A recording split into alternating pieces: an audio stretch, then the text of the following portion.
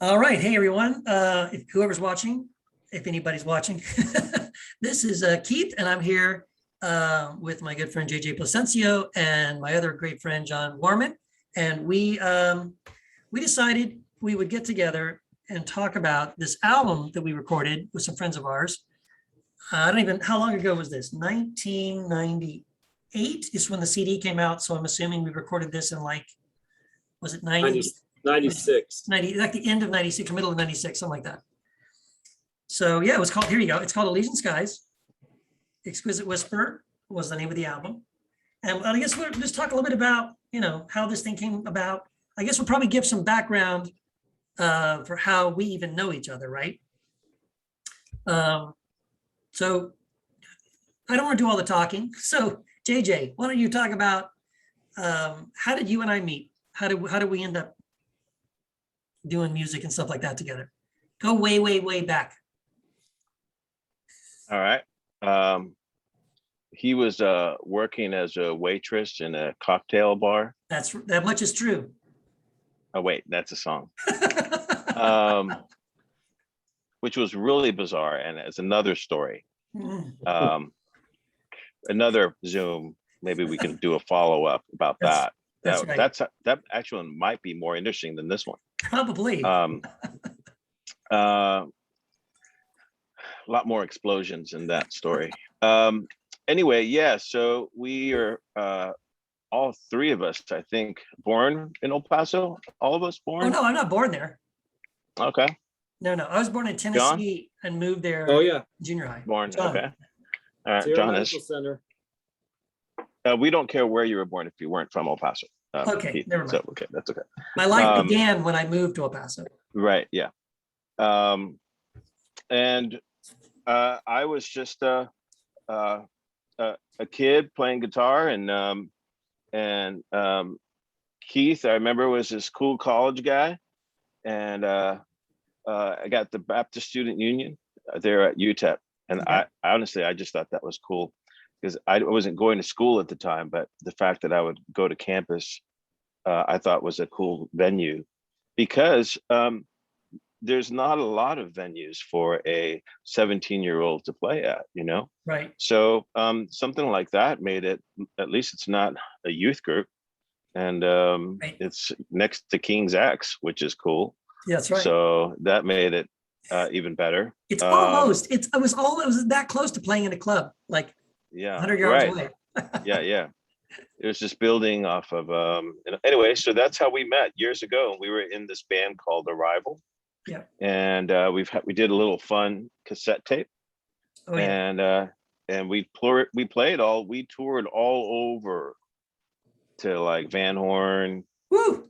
Sierra Blanca, Canutillo, Anthony. So we did a lot of touring Woo! right around there, which was good. And and then we just kind of been friends forever. So that's probably been 30 plus years. Easily, yeah, because we met before either one of us were married. We were all the guys in the band, all the guys in Arrival were really just kids, really. I mean, out of high school, but yeah. It's funny too, because the way Arrival got started, I was in another band called Archangel. You were in a band called Revelation. Our two bands played a show together at Jesus Chapel West, I think it was. And then I wanted to leave my band. I wasn't happy with the band, and weird dynamics were going on, and I was like not happy. And then I don't even know who told me, but somebody told me that you also weren't happy with your band. I didn't really know you other than the guy that played for this other band. And I was like, oh, okay. So you and I somehow got to talking. I want to see if you remember this. So you and I met at the Baptist Student Union one day, maybe it was a Saturday or something. And we actually wrote our first song together. And that's when I thought like, oh, okay, I think me and this guy could do something together. Do you remember? I still remember the song. You remember the song? What was it? Which one was it? It was called Save Me. I don't think we ever played it. Oh, it was great. It's a kind of a jazzy kind of a song. Yeah. Okay. And it was a decent song, but I don't think we ever really performed it, which is That's kind of weird. odd. Yeah. Anyway, we found our drummer, Bill Schmidt. He was playing Yeah. drums at your church, at Jesus Chapel West. And Yeah. again, a friend of a friend recommended this guy, Rene Sanchez. And wow, he was amazing.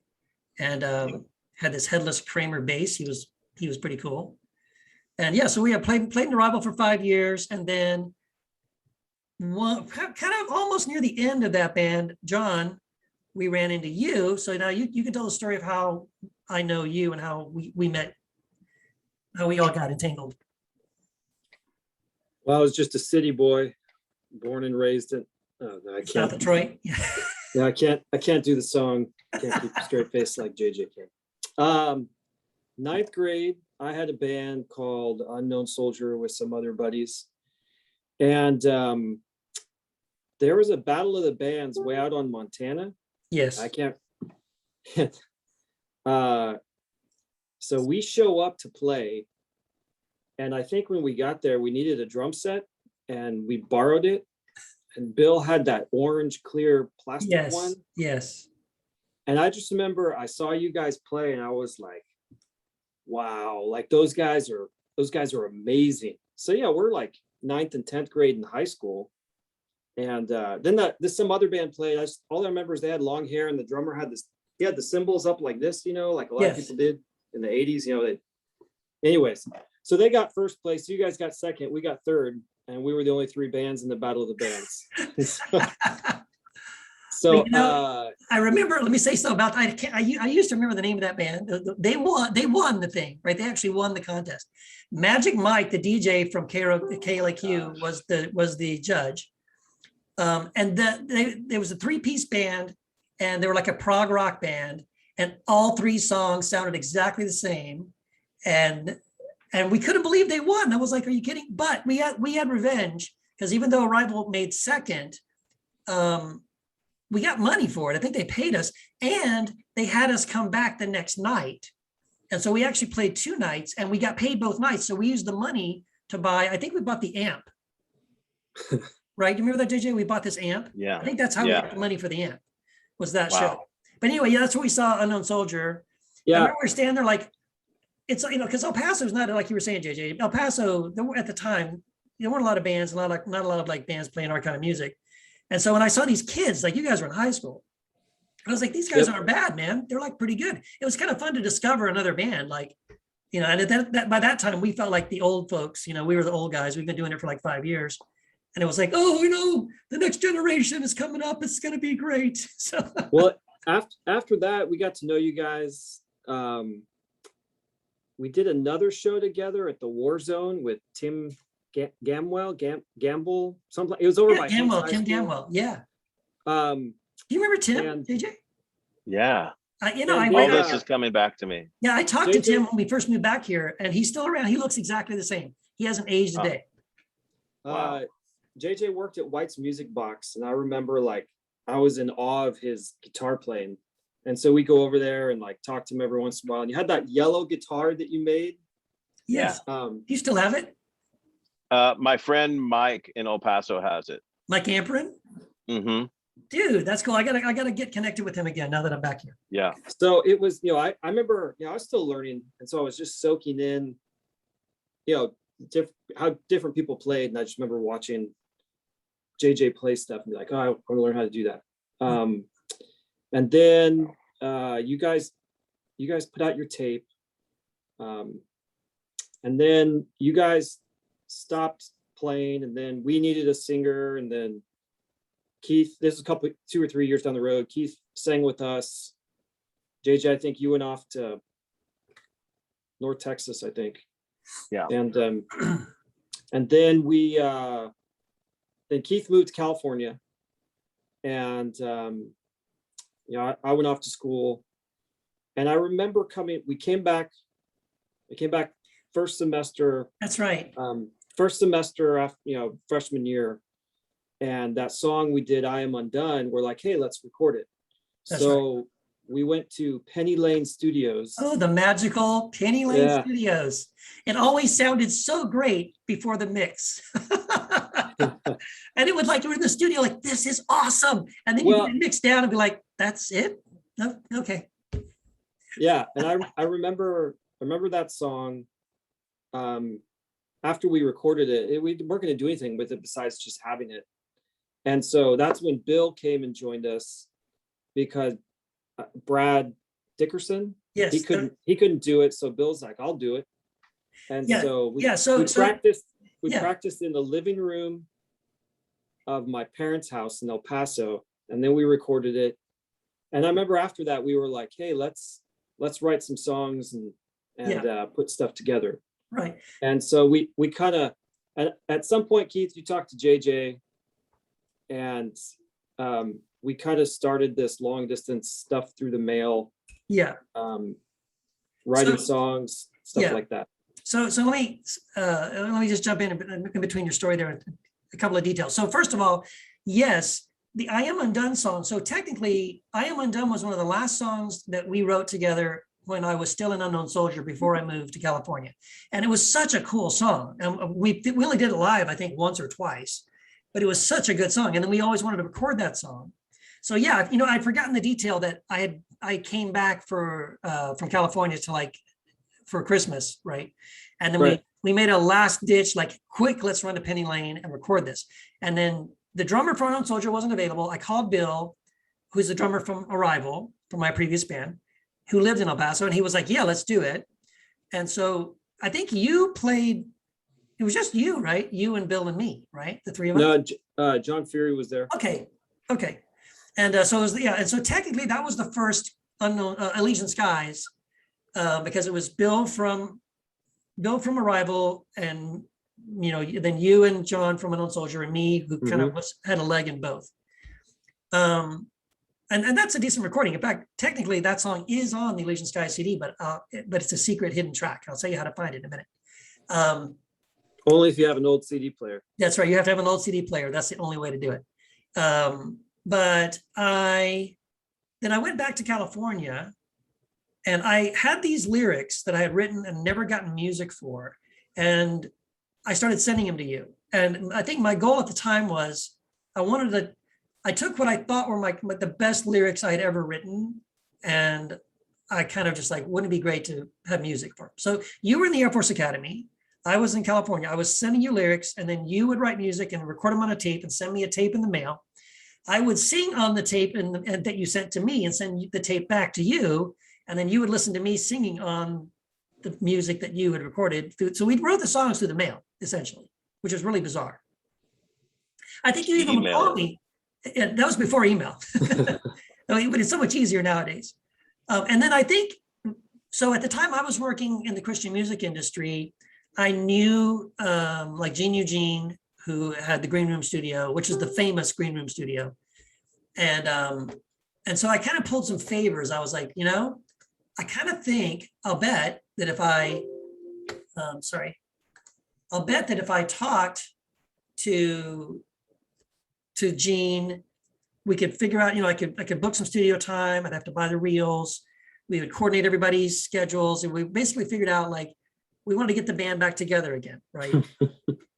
But one last gig, right? It was just one last deal. And it was only when we had decided we're really going to go to the Green Room. We had dates picked out. We had the songs picked out.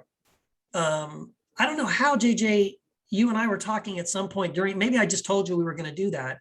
And you offered to produce the album for us. Yeah, that's true. First, since I got a break, there's a couple things I wanted to say. Sure. One of them is the only losers out of Battleful bands is the audience. I figured out. I love a quote. That's good. Those are the only losers out of Battleful bands. So all of us are winners if you think about it that way. Yes. The second thing is, yes, I actually, was so great to reunite with you guys, back then, and it was such a learning experience for me. Boy, if I could go back in time with what I know now, it would be a lot different. Yeah. But luckily, we had help with what's his name from Prayer Chain. Andy Prickett. Yeah, Andy Prickett. and luckily he was there to help me and guide me. And honestly, you guys are all fantastic musicians. I think I don't even know what a producer did when I did it. So I think producer is a little too much credit.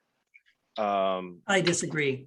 Listen, all right, and John, I want you to jump in here too, because here's what JJ did for us that really, I really experienced it. Like John and I had written songs together before, and I feel like John, you and I had a chemistry. Like we like I would write lyrics and give them to you, and you'd send me music. You would give me the music, and I'd be like, if I could write music, that's what I would have written. Like it's just like we were on the same wavelength.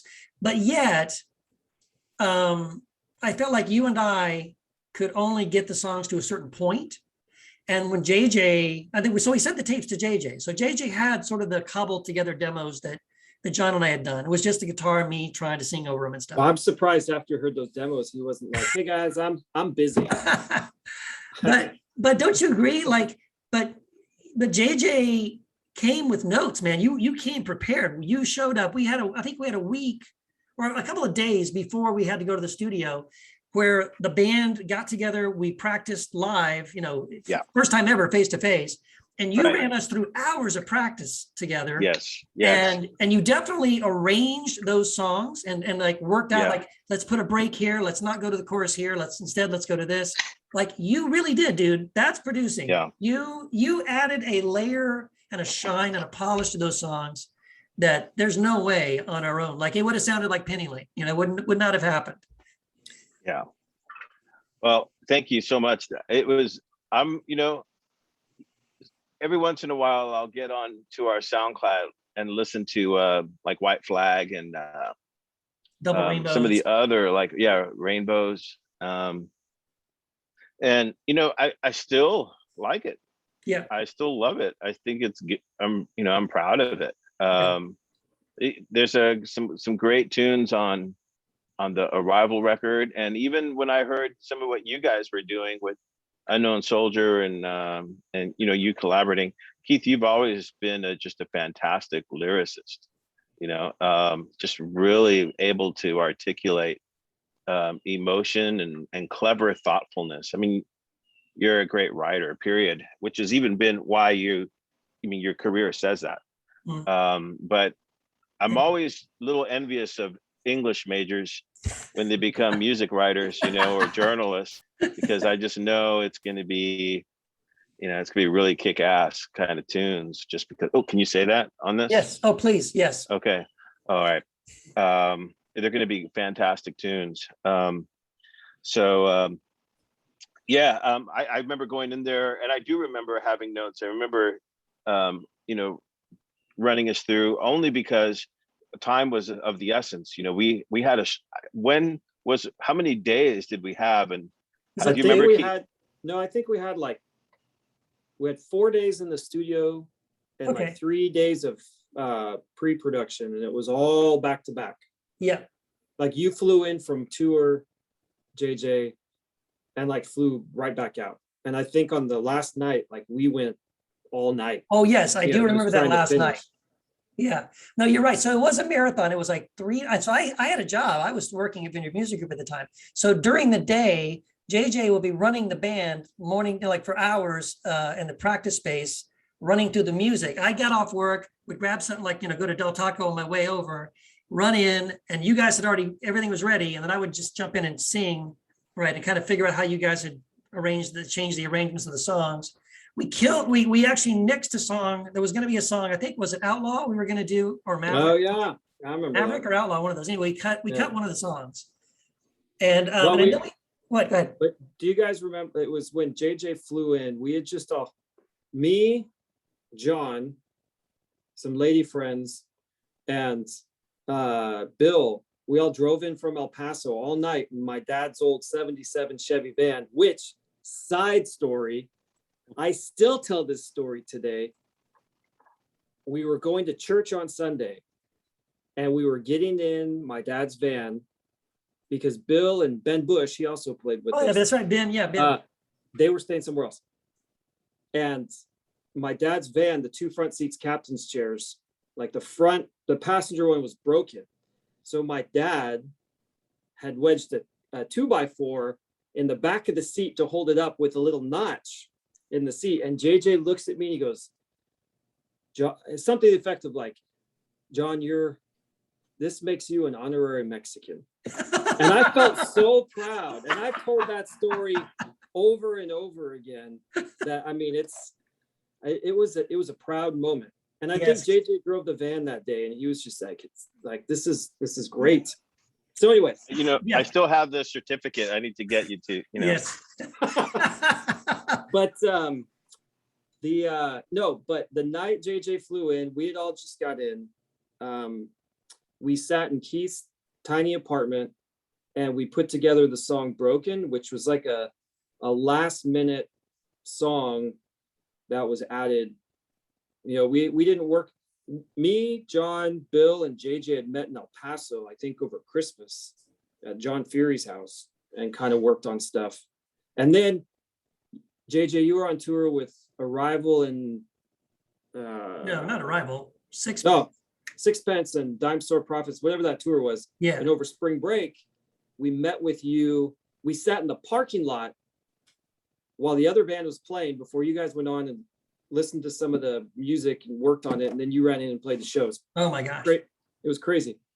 But I remember we put Broken together that night, just sitting around on the floor with a bunch of acoustic guitars. And that was a cool moment because it just kind of, like you guys know, like when those moments happen, when you just kind of, something just comes together so quickly, it was like, whoa, this is really cool. And honestly, I'll be honest, man, to me, that is the best song on the record. And I actually just played that song for my mom right before, I came over to record this, and hearing it again, not only I think is Broken the best song on that record, I think that's the best single song I've ever recorded in my life, ever. It's, if I could just say there's one song that I could show to somebody and say, look at me, I could actually write songs and sing them, that would be the song. Because I'm so proud of that. The lyrics, the music, the arrangement, all the little piano part is so, it's just perfect. I really love that song. So I'm so glad that we kind of, that one kind of came to life right there at the end, right before we went into the studio. But to me, with that album, it was such a I won't say defining moment, but such a vivid memory from that aspect of. So I looked up to you guys, when we all met. Keith, you were off working in the music industry. JJ, you're on tour with a band that I listened to before you were in it. And so we go to the green room, which is where bands that I listened to were recording. Yeah. And then Andy Prickett is sitting next to JJ behind the board. And then like Gene Eugene walks in. Like I remember he walked in, some playback was going, there was kind of a break, and he just sits there like this at the board. Mm-hmm. Cool, man. And like walks out. And it was just like, and then some other guys from the Percussion stopped by. So it was just for being like, I didn't feel qualified to be like in that with all those people, it was just kind of like, how did I end up here? Like, this is right. This is crazy. So, it was just a lot of fun because, at the end of the day, we were friends and we were making music, and, we did it because there was a deadline, but there wasn't a immense pressure like this. We have to sell stuff and whatever. I mean, we were making it because we just wanted to make a record, just wanted to make music. So it was fast. It was compressed. I remember JJ and Keith yelling at each other in the studio about the lyrics on Silent Skies at like 3 a.m. on the last night. The lyrics? We were leaving town at 6 a.m. Remember we did 2 versions. No, it wasn't the lyrics. It was the arrangements. Yeah. You guys wanted I think JJ wanted the keyboard synth, the kind of intro one, and I didn't want it, and we couldn't decide. So I think Andy finally broke it up and said, guys, we'll just make 2 different mixes, and and we'll do both. And then I got to say, I'm just going to say it officially right now, I was wrong. JJ was totally right. That version, the version with the synth, is the best version. But without it, there wouldn't be the alternate version, which is sort of like the reprise, whatever. But seriously, though, the synth version is great. I don't know what I guess I was too rock and roll. at the time, and I was like, no, man, it's all about the guitars. We can't have those like wimpy keyboards on our album. But it's the synth is awesome. So I was wrong. You're right, JJ. I'm not, it's very subjective.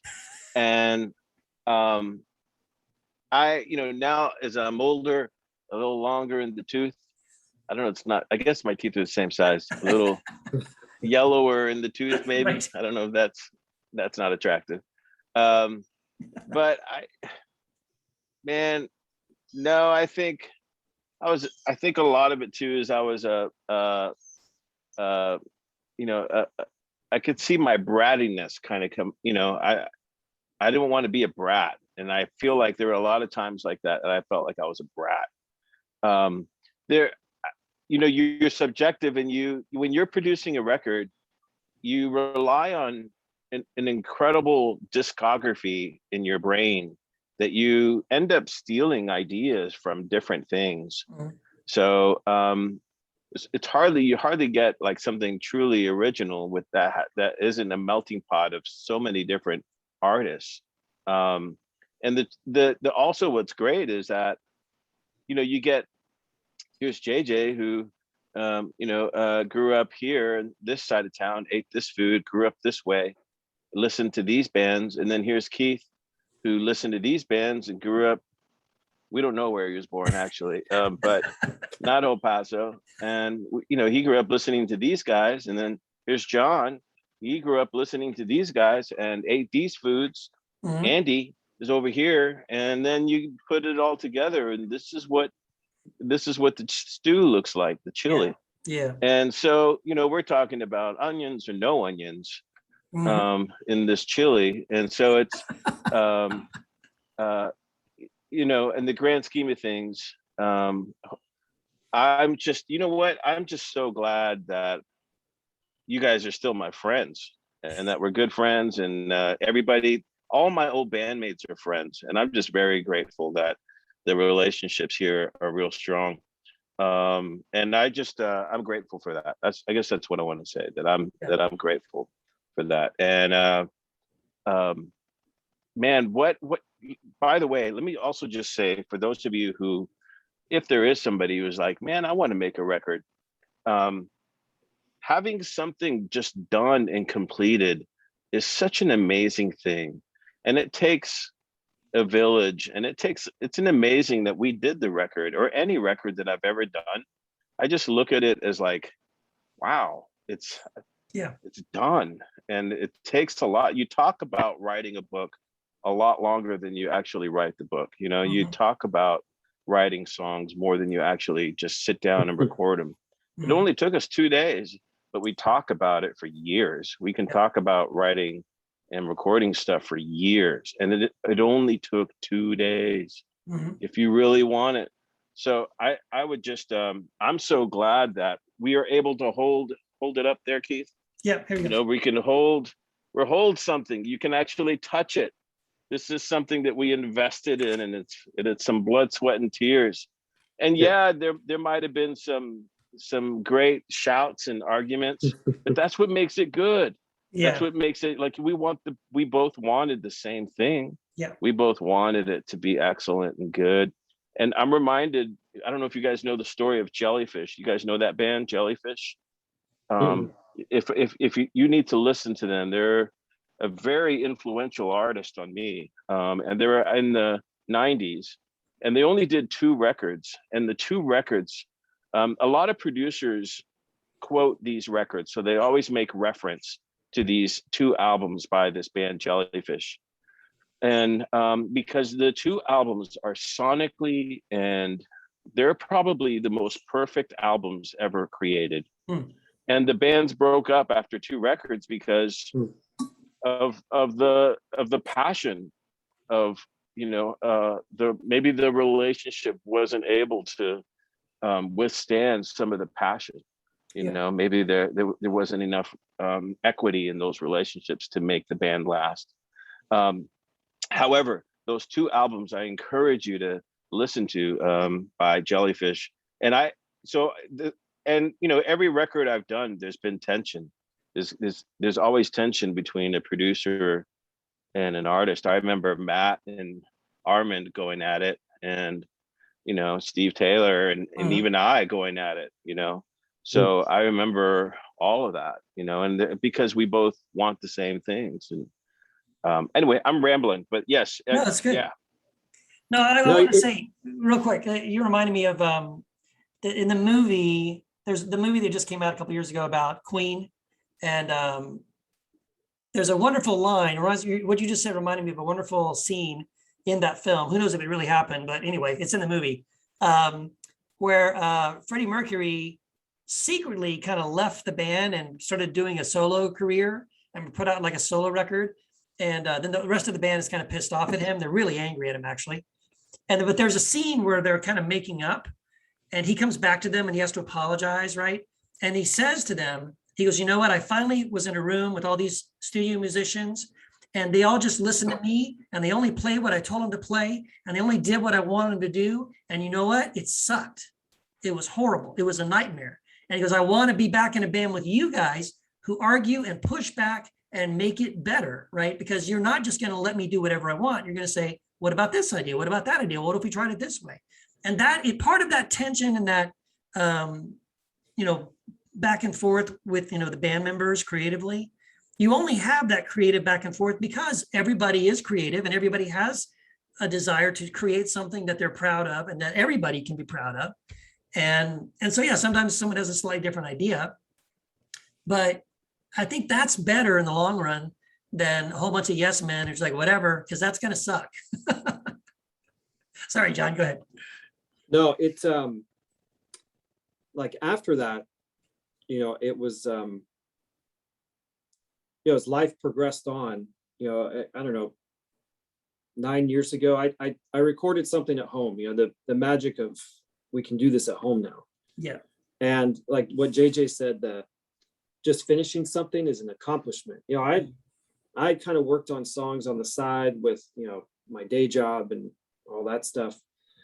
But, to get that finished, I remember like that took more than 2 days because you're doing it at home with kids and, putting the amp in the wife's closet, like, hey, babe, it sounds really good in here. It's like really sound deadening. And she's like, okay, don't wake up the baby. Right. But, everything that we did with Elysian Skies, I mean, I learned, I know we all kind of, if we knew then what we know now, yeah, it would sound different. But, I don't know. I don't know if I'd want it to sound different because, I mean, it's a snapshot of our lives at that time, but I learned so much, I soaked it in. But having that completed thing, but what was missing, like I couldn't do the drums on that. I played bass and other stuff, the guitars and keys and some horns. But a friend of mine did drums for it and over at the church and just recorded it. But I missed that playing, when you play with a band. Yes. Because like we did, like when we went to church and JJ made the honorary Mexican joke. And like on that trip, Ben had just bought some scuba gear. And I remember hanging out at his friend's house in San Diego before we recorded. And Ben was just in the deep end of the pool, sitting legs crossed with the scuba gear on. And we're like, hey, dude, like, literally, are you coming up for air? And then another, it's the story of friendship, and all those things. It's that memory. Another favorite memory was, I think it was one of the last days, JJ, it was your 25th birthday. Oh, that's right. We were at the restaurant and it had a 2-5 on it. And Wendy made the cake. Yes. And we sang happy birthday. And do you remember how you blew the candles out, JJ? You don't remember this? Wendy used those magic candles. Of tea and just dumped it on the cake and put the candles out. And I remember Wendy's face being like, yeah, because we made a mistake. Wendy used those trick candles. So like you blew them and they didn't go out, and you blew them again and they didn't go out. And then now they're like, there's a whole bunch of fire here and we're in a restaurant. And JJ's like, he just grabbed somebody's tea and went. So we all ate soggy tea flavored cake. Yes. Yeah. Okay. So there's a couple of stories around the recording that I think we have to tell before we end this thing. So, and you guys have stories too, probably, but the significant memories I have of the actual recording, I'll never forget the, okay, so we were recording, remember we were recording the amazing feedback guitar thing on What Can Never Be Replaced, which was so much fun. I mean, dude, if I had a camera, I wish I could capture that. We're standing in the booth at the green room. We're getting reverb off the monitor speakers, and they were like infinity speakers, monitor speakers. John, you got your guitar, and so I'm standing behind you, John, and you're getting this feedback off your guitar in the booth, in the room. I think JJ was pounding on the body of your guitar. So like, JJ was to my right down yes. here hitting the tail of the guitar. Yes. And Andy was up at the headstock. Yes. Just you were both beating the crap out of it. Yes. They're both. It sounded so good. Yes. And dude, not only did it sound amazing, it felt good. I mean, you could do this feedback and the distortion. It was just like, oh, this is awesome. And we're getting this on tape. I was so excited. And then, but you could hear the pop, and then you smell something burning. But then we finish it, and then Andy's like, "Oh shit, I think we blew out one of the speakers." And we go and check, and sure enough, we burnt out like an infinity speaker. And I'm thinking, I cannot afford this. I mean, we can barely afford the recording and the reels and the time. And I'm like, oh my gosh. And then about that time, Gene Eugene walked in, and he got really quiet. And Gene's like, Gene could tell it was quiet. You're like, hey, is everything okay? And Andy goes, well, hey, Gene, I'm sorry. We were getting feedback off the board for this one part. And I think we blew out the speaker. And Gene goes, well, did you get it? And we're like, yeah. He goes, well, play it. And we play it for him. And when it finishes, he's just like, yes. And he walked in the other room, walked into a closet, pulled out a box, pulled out another infinity, swapped it out, plugged it in, and left. And that was it. And he never said a word about it. That was like, wow. That was awesome. Yeah. That was, speaking of that guitar, I mean, the comment of if I knew then what I know now, it's more like if I owned the equipment then of what I own now. But, I mean, the stuff we borrowed some stuff. And but dude, it was an Arbor Electric, which is just some no-name Asian knockoff. Yeah. But you know what? It was like, it's amazing what you do when like you have a few good parts. It wasn't all crappy equipment, but like, we made some things sound pretty amazing, which I think was a testament more to the collective ability to bring something up. Right. So. Anyways, yeah. So Yeah. That was a good moment. I was proud of that moment. Well, and what's so funny too is like, I think that was one of the sort of like spontaneous kind of ideas, because I don't think we were I think we were thinking we would have like a distortion or something there. We want it to be a big like wah, kind of thing. I think in my head, I think what I told Andy was in my mind, I was thinking about, so Adam again has a song called River on Fire on their album Digg. And it kind of does this like woo, woo, woo, kind of like guitar thing that kind of keeps going and going. And I think I told Andy I want something kind of like that, and I feel like what we got was way better than that. Well, if you go back and listen to any of his prayer chain stuff, that he did, like that's like quintessential. Like he could make guitars feedback in ways I'm like, I don't know how he did that, but that was amazing. Right. So and then Andy, we convinced Andy. I think secretly in the back of our minds, we always were planning to do this, but we waited to the right moment. And we had just finished tracking all the tracks for Digg, the first song. And I don't know who asked him. I think I remember this now. I think I talked to JJ on a break, and I said, hey, JJ, would you suggest to Andy, because I didn't want to do it. I didn't want it to be one of us. But JJ's the producer and he's in Sixpence and all that, right? So I said, would you ask Andy if he would be willing to do a guitar solo for Digg? And then we did. You did it. You asked him, and it's so funny because Andy was like really kind of shy about it. He was kind of like, I don't know, really, I don't know. And so anyway, he plugs in the guitar, and he agrees to do it. So he plugs in the guitar, and we hit record, and he played this amazing thing.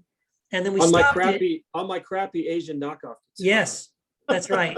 And so he plays it, and then we're all sitting there going like, yes. And he's like, I think I could do better. We're like, and I think JJ, you said, I am not recording over that. That we're not recording over that. I don't think we had any more tracks. It was like, we're keeping it. That was perfect. That was great. And I think it is great. It was exactly what we needed. Yeah. So you guys have any other memories of the recording? We were recording to tape, right? Yeah. We were. So yeah, that is too much of a risk to, like, we could record it to another track. We were out. You're right. There was no way. You know, I just captured something the first time around. Yeah. Yeah, it was really good. Yeah. Great player. Oh yeah, he's an amazing guy. And Yeah, I'll never forget, if you listen to the track Via Satellite, halfway through that song, like I was doing the bass part and I was playing on JJ's bass, and I don't know, I was either tired or something, and JJ's like, hey, I got it. But you didn't go back and play the whole song. You just spliced it in. So like, I can hear it, but I think to the naked ear, most people don't. But it's like, oh, that's where JJ took over. And it was, but he was so gracious about it. He wasn't like, hey, Dillweed, like, just give me the guitar and stop. I mean, yeah, because we were going for so long. It was just like, I think I was just tired and all that. And he's like, hey man, I got it. And then I was like, okay, awesome. But yeah, that was good memory. But that's kind of like, I hear it, I'm like, oh, there it is. Like, so it's kind of fun to hear those. There was another one. I'll remember it here in a minute. Yeah, there are those kind of things when I listen to it that yeah, because I know certain things at certain points that kind of bring up memories when I listen to it again. I think for me, I remember now. Oh, go ahead. Sorry. That song Via Satellite, if you guys remember in the pre-production, we're at Keith's church. We videotaped those sessions, and who knows where those videotapes are. Yeah, I don't have them. Back on the old VHS big cameras. But we were working on that groove in Via Satellite. And then we finished playing it, and Bill stood up and we were all quiet. It's like, and he just stands up immediately and goes, I need a cigarette. And threw his drumsticks down. And I was just, we all died laughing. It was just, so I think like we kept saying that, like, I need a cigarette. And so that was, that was a good one. So I remember JJ, and you're the only one that can really talk about this a little bit. I remember you telling Bill when he set up, and so Bill had this massive drum. How did he get? Oh yeah, he came in a van, so he brought his drum set. Which no, you borrowed it. You borrowed it from a band out there in California. Oh, okay. Oh, that's right. I'm trying to remember. Yeah, he borrowed it from another band, probably from my friend. Oh my gosh, I'd forgotten this. So yeah, my friend Tim Curiel, who was a drummer for Children of the Consuming Fire. That's right. Right. So he uses Tim's set. But anyway, JJ, you gave Bill a rule about right before we started tracking drums. Do you remember the rule that you gave him? No. You don't remember this? No. Oh, dude, I remember, because Bill was pretty pissed about this. I wish Bill was here because he would tell the story better. And because he even came to me, Bill came to me after you gave him this rule and tried to get me to go back to you and talk you out of it, because he was pretty upset about it. So you gave, as the producer, you told Bill, when we were going to track drums, that he could only do 2 big cymbal crashes for the entire album and to choose them wisely. And so basically, you're basically telling him, you were telling him no cymbals, don't go cymbal crazy, because I guess Bill likes to use cymbals a lot. And Bill felt like that was so unfair, and creatively it was making him, but I kind of know what you were doing. I think, you should tell the story, but I think what you're trying to do is to get him to focus more on the drums and not worry about the cymbals. Well, I don't know. So go ahead. Yeah, go ahead, John. No, it was, if you listen to the song Broken. Yes. One of the other guys from Prayer Chain had come in, not Andy, but Eric. Yeah, Eric Campuzano. Yeah.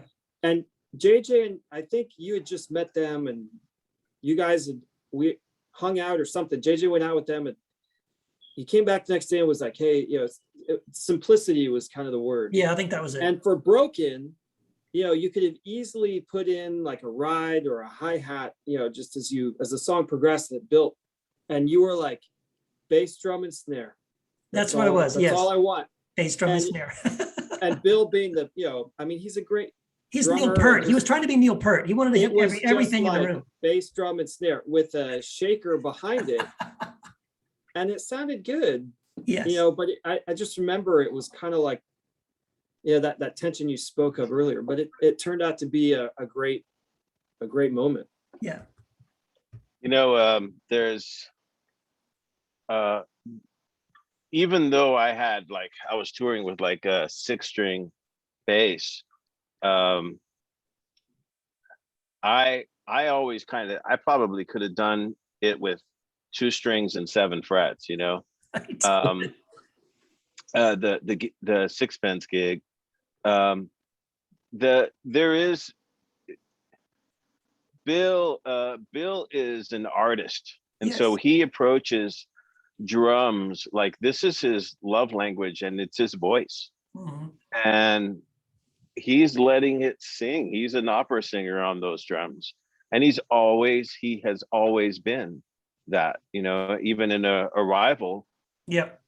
Like, I love splash cymbals. I love them, and every other drummer hates them, and I love them, and it's because of Bill. Yeah. Because he would just, and he's so tasty. The thing is like when we're recording, we're capturing time.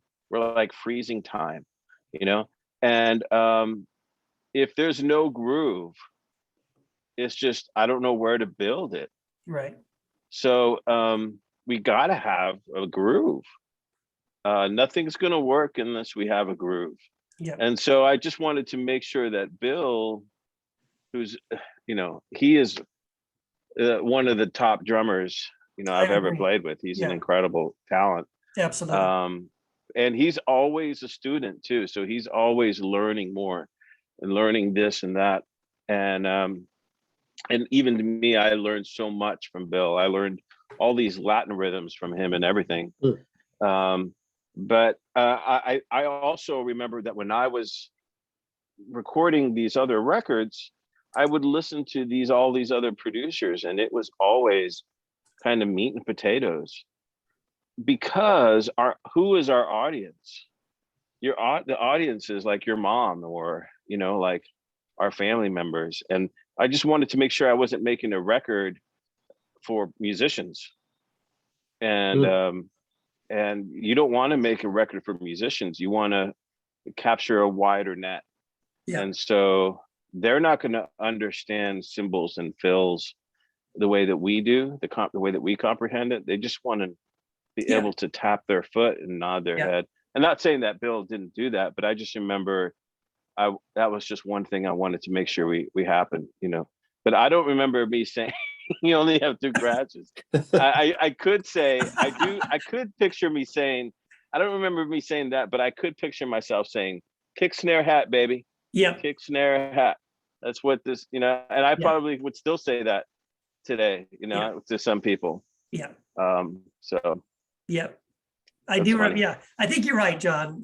Maybe I'm remembering it wrong, but because when you said the snare and bass or whatever, like I think, okay, I think that was the deal. But I do remember it was very frustrating for Bill, but I agree. I think when I listen back to the CD, when I listen back to the album, I think the album's better for it. I do think it's better. Nothing at all against Bill, because I agree. He's probably the best drummer. Well, definitely the best drummer I've ever played with. Not that I played with a lot of bands, a lot of drummers, but definitely the best one I've ever played with. But I would even say I've seen bands. I've gone to see bands live, and I think, damn, Bill's better than that guy. Like he was really good. Bill is a phenomenal drum player, phenomenal drummer. And but reining him back a little bit, I think probably was smart. Yeah, for that moment, because I think it was we knew that was a song that seemed to be going. It was something special was happening, so just you didn't want to overdo it. Yeah, because I'm sure that I was thinking of the end result, where there's not going to be any room. If there's no room, like I love, one of my favorite songs is "Don't Stop Till You Get Enough." That Michael Jackson tune. Yes. If you listen to that song, like there's not even a fill in that. Right. It's like the drummer is playing the same thing like all the way. It's like, now here's the chorus. There's not a fill into a chorus. It's like, bam, I guess the chorus just happened. Right. So it just kind of is like, now it's a chorus and there's not a fill.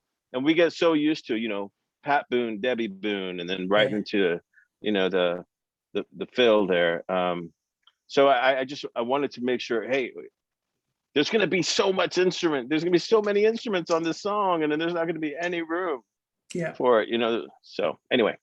No, that's a great point too, when you talk about noticing production and things like that. Like, I was listening to another old song. So David Bowie's song, Let's Dance. And people probably don't know this, but Stevie Ray Vaughan plays guitar on that song. And I actually encourage anybody, go listen to Let's Dance by David Bowie. And you will hear Stevie Ray Vaughan in the middle. He goes, bow. That's it, until the very end of the song. And as the song is fading out, you hear a little bit of Stevie kind of playing, his beautiful, kind of blues solo guitar as it's fading out. But you know what? As strange as that sounds, it almost says, what a waste. You're Stevie Ray Vaughan, and that's what you do. In the middle, he just goes, barrel. But it works. It's sort of like, I think it's a genius production thing of like, David Bowie knew exactly what he wanted. He wanted to be able to drop just little bits of sprinkles of things where he wanted them. And it works. It works perfectly, right? It probably didn't make Stevie Ray Vaughan very happy, but you know what I mean? The song was better off for it.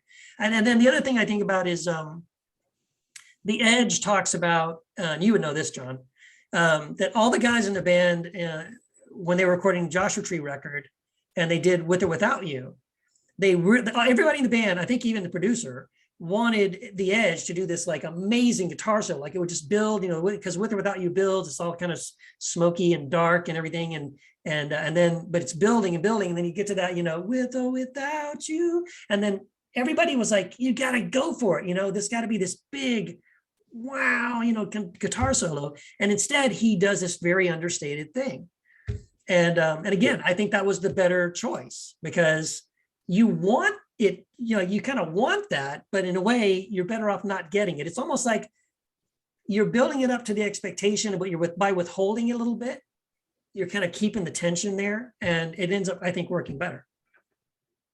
Yeah. Well, I know like the whole experience of that, like I felt like I was having fun with my friends, but I was a student learning the entire time. Just because, I mean, JJ, if you wouldn't have been there, that project would have been very different. And not very and different. I know, that was I think your first time, officially doing producer stuff, which I was like, wow, that's awesome. But just a student watching, again, like I was a kid and watching all these people that I looked up to and other musicians, I just felt extremely fortunate and lucky to be like in that position. And those lessons learned just in that, all the writing experience, but that week, I mean, it was such a concentrated week. It was like, it was amazing. I mean, the lessons I took from there, I think carried me forward from that. So, I know that record was a long time ago in the 90s, and, we didn't print a lot of them. And I think it made the top 25 on some obscure radio station in upstate New York once. And we made CCM magazine way back when a little paragraph about, hey, these unknown musicians played with these people, that you've heard of. Plasencio, Andy Prickett, and Gene Eugene, they're kind of like, who the hell are these guys? Right. And then these other guys we weren't even a footnote, but like, right. It was such a impactful experience, for me, it was priceless, priceless to do, and I know, Keith, you and I have always said, it's like, we're just proud of that record. We're proud that we did it, blemishes and all things we go back and redo and whatnot, doesn't matter. It was, like you said, JJ, we captured a moment in time, and I think it still stands the test of time. And Yeah, I'm You proud of know. it. I really am. I'm still proud of it. I still listen to it, and I'm amazed that it came out the way it did. And I do have minor regrets, but they're minor. Honestly, for me, I have only one. There's only one thing that every time I listen to it, I cringe. And maybe no one else notices, but I sure notice it. To me, it's this giant, giant pimple on the face of this album that I just I wish if I had the money, because I still have the reels. Let's go back in the studio and I want to Wow. overdub this one part. I mean, the reels probably would disintegrate at this point, but anyway, it's on the song "What Can Never Be Replaced," and I wish that the way I sang going into the chorus, I sing it. The way I sing it is the line is "One day in the sky," right? One day in the sky, and then that's when the big boom, right? The guitars hit, and all the distortion wave thing happens. But I feel like the way I sing it is "One day in the sky," and that's how I hear it every time I listen to it. One day in the sky. I'm like, asshole, so dumb. Like I would do it. I would say "One day in the," and then I would pause "sky," and the emphasis would be on "sky." One day in the sky, and then that would be the deal. I've never noticed that. It If it bothers helps, me. every time we hear you, we hear duh. Duh. So if that helps, if that helps, I can't avoid it. See. I'm just teasing. I'm just picking on you. So real quick, because you mentioned it, John. So yeah, we did the record. We got some positive reviews. Stand Up Toll Booth, some other little magazines did some decent reviews for us. We had the song "Digg" was on this sparkler sampler that's all sparkly, and which was pretty cool. We were on there with Fold Zandura, Chris Lazat, Poor Old Lou, Exeter Flood, Esther Drang, Bloomsday, Squad 50, Israelite, Someday Sunday, Soulful 76, Dimestore Prophets. And then that was an indie sampler that a friend of mine did. And then that sampler got picked up by Metro One, and that ended up in bookstores. So it actually got play. Although there was a typo, and the song, so we're supposed to be track 3, and I think we're actually track 2. So some people think when they're listening to track 2, it says Fold Zandura. It's actually us. And then when they hear Elysian Skies, it's Fold Zandura, and they're probably thinking, that's a weird Fold Zandura song. And they never fixed it as far as I know. That typo was always there. And then my friend Kent Williamson, who just passed a couple of years ago, a few years later, he made his first feature-length film. It's When Love Walks In. And he used like 4 tracks from Elysian Skies as the soundtrack for the record. I'm sorry, for the movie. And in some of the indie film festivals, and he even put out a CD, by the way. I didn't bring it, but I have a copy of it with those songs on it. So we had like four of our songs in Elysian Skies were on the soundtrack album for the movie. And that soundtrack won awards. I don't know if you guys know this. We're an award-winning band. We won awards for one of the best soundtracks. And yeah, so that was fun. That was kind of cool. And one of the so I think Gene Eugene, when he mixed the album, he did multiple mixes of several of the songs, and he did an instrumental only mix of Broken.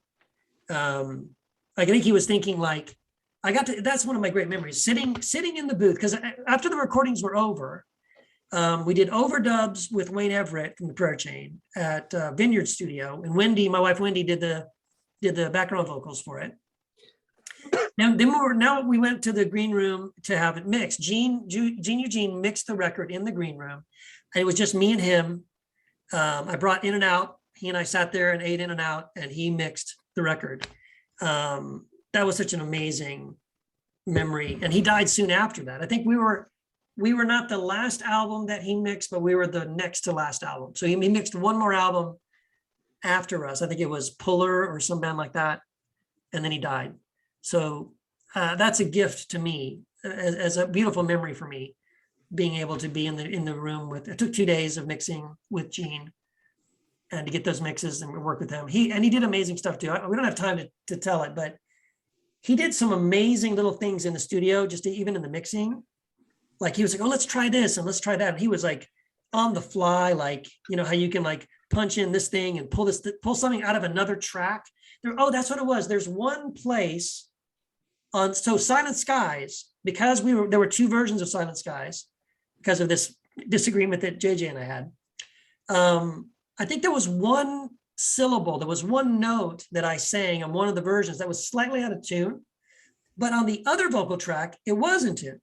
And no kidding, we're mixing it, and he knew the word and he knew the place, and I'm singing the line, and he just goes like that, and he caught it, and it's seamless. You would never know that one little syllable is from the other track, that he just pulled it in for a second just for that one line. That was amazing.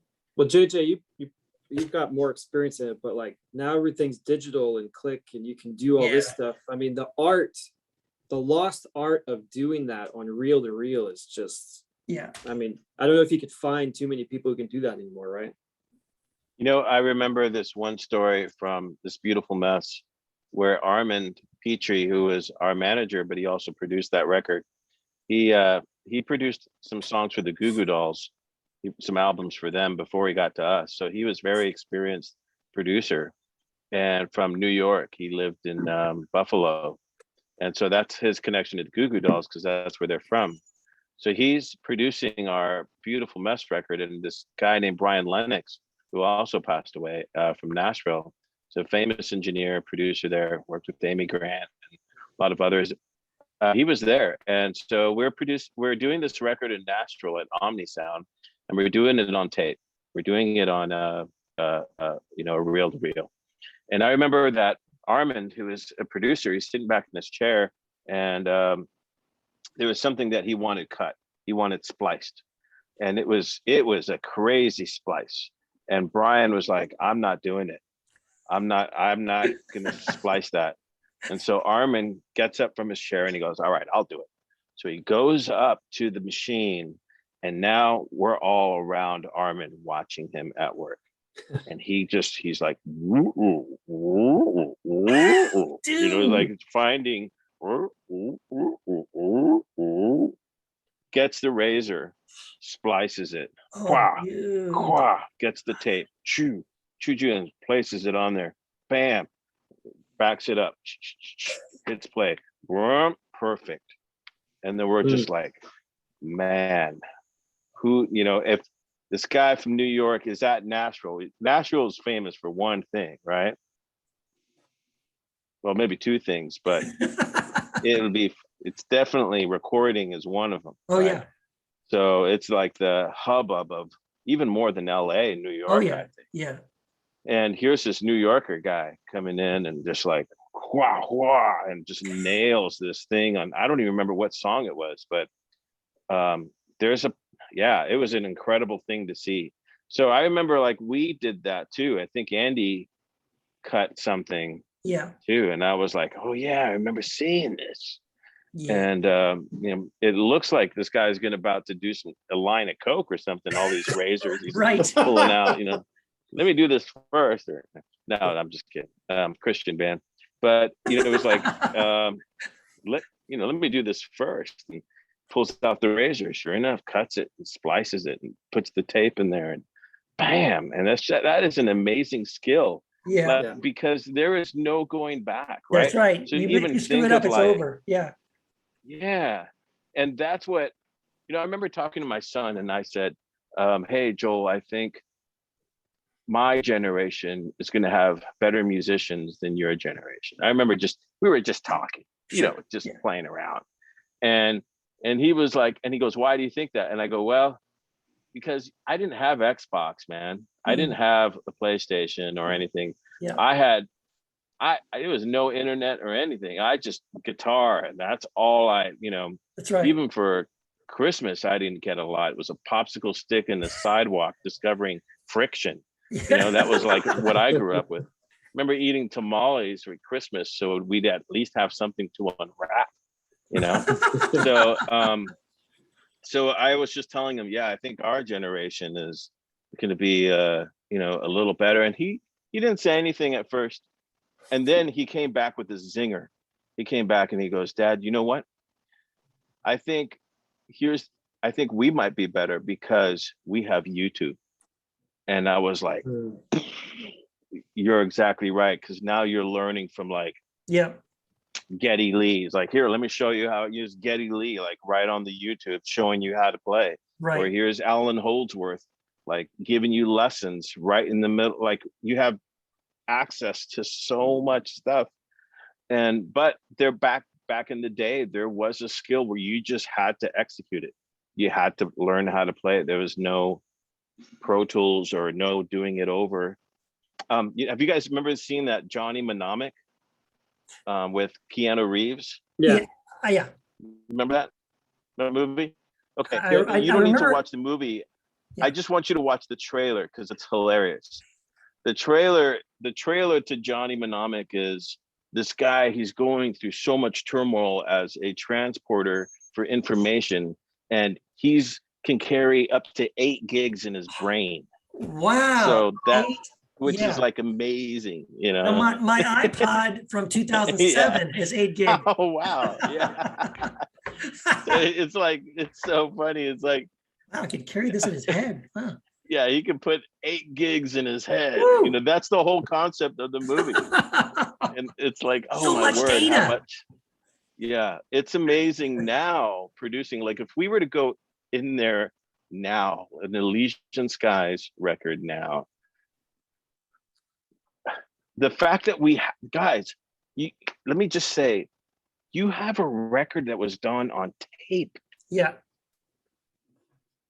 That's a On miracle. tape. Yeah, that's rare. I'm serious. No, seriously. We had to play all that, everybody. We had to play that. There was no Melodyne. There was no Antares out of tune. Yeah. There's no beat detective. This is all we had to. Everything that you hear is guys sitting in the room sweating it out Yeah. and making sure it's getting played. Beginning to end. I mean, you might get a Beginning to punch in. end. You might get a punch in somewhere like, oh, let me do that differently. It might punch you in. But for the most part, yeah, yeah. See, my youngest son, David, he does all this music on his computer and he's really good at it. I mean, I watch him. I'm in awe sometimes watching him work with, these programs doing music and stuff. But there are so many shortcuts. Like literally, he can play a little riff on the bass or the guitar and then like just play a couple of measures and then just grab it and copy it. And there you go. Like, you only have to play it 4 times and then there you go. And just make it, there it is. And then let's move on. And I'm like, I remember the day where back in my day, you'd have to play the whole thing 100 times. Well, I remember, the green room was such that was a benchmark for me. Oh, of course. It's like all the outboard gear. It's like, all right, we're gonna do this song now. And Andy would be over like, Yep. plugging wires in and doing Yep. this. And now you can go on, pick whatever software you want. And it's just like, I want this outboard gear and I want Yes. this one and it sounds like this one. And okay, let me just rearrange the order and my settings and boop, Yeah. which is revolution. I mean, that's a whole other talk of like, Sure. it's made all this more accessible. I mean, we had to go to California. We had to go to the green room. Well, can I say though, here's the thing about, I mean, that stuff is cool. And if you're really talented, it can make things like shortcuts. But here's the thing, back in the way we're talking about doing it, I think you'd have to actually really be good at what you're doing. Like you couldn't fake it. Like either you can play this or you can't. Either you can sing this or you can't. You told us a story while we were during that time in the studio, and I don't remember the band and who, but there was a producer who was doing a record, and it might have been y'all's guy, and like the bass player for that band was just not hacking it, so he brought you in like the middle of the night. I may get that wrong. Yeah, And don't. If you know the name, don't say it. Don't say I don't. But I have to sit here for a while and think. And you dubbed all the parts, and then like nobody knew. So, Yeah. But I mean, it's like you can't, like nowadays, you can't just like click and drag, fix, all that stuff. But Yeah. yeah. So yeah. Yeah. So you're yeah, right, if you though. did it, you had It's a record on tape. Yeah. You had to step up or it would suck. Yeah, and there were some magical things like I think, I mean, at least for me, I was super nervous about tracking my vocals because the last 2 days, I think, or maybe the last day, the last day was tracking my vocals, and I had a sore throat and I was really nervous about it. And a couple of tracks, I mean, there's a couple of places where like I wasn't even sure I was going to hit it. on the song Blood of Innocence, I think is the one for me. Again, this is the thing when I'm listening to it and I know that there's two spots near the end when I'm singing the chorus of Blood of Innocence that I was like, I was shocked. It was like, where did that come from? That was cool. And so it felt like this sort of like spontaneous moment of like, man, I'm so glad we caught that on tape. That was so cool. Because I'd never done that in practice. And it just felt in the moment like I just was going to go for something different. And the emotion of the song hit me. And then something happened that was like, whoa, that was so cool. And then those are the moments where you're like, oh my gosh, I hope we got that, right? That was this moment that we captured on tape. That kind of stuff was great. And there's so many good memories. But that final night, go ahead. I'm really disappointed that we didn't record this one song. JJ, you played it, and I'm really disappointed. It was when a man said to God, "What's a million years to you?" God said, "I'm really sad that one didn't make the tape, but we have it on videotape somewhere."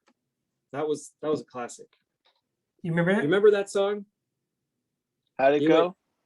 It was just G, D, and C. Well, a man said to God, "What's a million years to you?" God said, "A second." Yeah. And the man said to God, "What's $1 million?" God said, "A penny." Then the man said to God, Yeah. "Will you loan me a penny?" And God said, "Sure." In a second. Bam, bam, bam. Damn. Anyways. Yeah. Oh, I remember. That one got some airplay over the years, and I'd have to credit my no-name friend who called me an almost Mexican. Yeah. Yes. I remember, JJ, there was a song you used to do. I think you used to do this one with Arrival. Maybe one day, JJ, you put out your sort of like your comedy album. So there was another song you had that was like, it was like a little acoustic one. It was like do do do do do do do do. It was like something like I'm a farmer, I've got a cow, I've got a chicken, and I'm stupid. It didn't rhyme, but it was a classic. I love that song. Wow, that sounds like a good one. You should add some more verses to that probably, but Yeah. all right. Well, this has been great, guys. I don't know if there are any last stories or words or anything you want to say. This has just been really self-indulgent. I just wanted to talk to you guys. I thought, what a great excuse. Let's talk about this. I will say that I will leave an open door that if you'd like to record another song, come to Austin. All right. And I have everything we need. Everything. So in the studio there. So it's an open invitation, free of charge. Okay. I have 2 extra bedrooms. All right. Where do you live, John? I'm up in the Dallas area. Oh, okay. Yeah. But he's a pilot for Southwest, so he probably flies into Austin like 3 or 4 times a year. Yeah. I do. How close are you to the airport? Not close. Oh. But the studio is. Ah. Okay. Because we usually stay at the Holiday Inn by the river downtown. Mm-hmm. So next time I'm there, Okay. man, I'll have to give you a call. We'll have to go have dinner and hang out. Yeah, that Sounds could good. be fun. That could be fun. There was an Elysian Skies song that I think we played it in practice. We kind of another one we wrote in practice. I think it was called Knife. I'm not sure it's worth recording, idea. but I do remember that a little bit. And the real last thing I promised to say, there is a bonus track right on the CD. So the chances of anybody doing this are almost zero, because number one, you'd have to have a copy of the CD, and almost no one does. And then you'd have to have a CD player, like an old school CD, like a jam box or something that has a reverse button. So you put the CD in, and when it starts to play track 1, hold down the reverse button, hold it down, and you'll back up into the negative numbers for about 3 or 4 minutes, and then let go, and then the counter will be negative, counting backwards to 0, but you'll be hearing the song "I Am Undone," and it's literally a hidden track. That's like the only way. It's a truly hidden track. Most bands, when they do hidden tracks, it's like silence at the end of the album or something. But this is literally hidden. You could only hear it if all those conditions are there. And is this on iTunes or Spotify? It You is. guys done Yeah, that? it's I Am on Undone? all. No, not I Am Undone. But the album is. Exquisite Whisper is on all the platforms. Yeah, it's on Okay. Spotify, Amazon. It's on YouTube. Now, did you put it up, John? Are you the one that put it up on YouTube? Yeah. Okay. So yeah, Yeah, people can listen to it. the distribution service, because the other albums that I did, I used them for those. Okay. And so we put Elysian Skies out there. So yeah, it's whatever your musical platform of choice is, Go it should listen. be there. Yeah, Yeah. go listen, check it Cool. out. Yeah. All right. All right, gents. This was fun. This is a blast. Yeah. Thanks for having me. Yeah, man. Thanks for making Likewise. time for us. Yeah. All right. Well, guys, have a great one. Let's the wheels are turning, JJ, in my head about possibly maybe going down to Austin one day and maybe recording something. We have to write something first. I don't have any ideas, but maybe John and I will talk. All right. Take care, guys. Love you See guys. ya. All right. Bye-bye.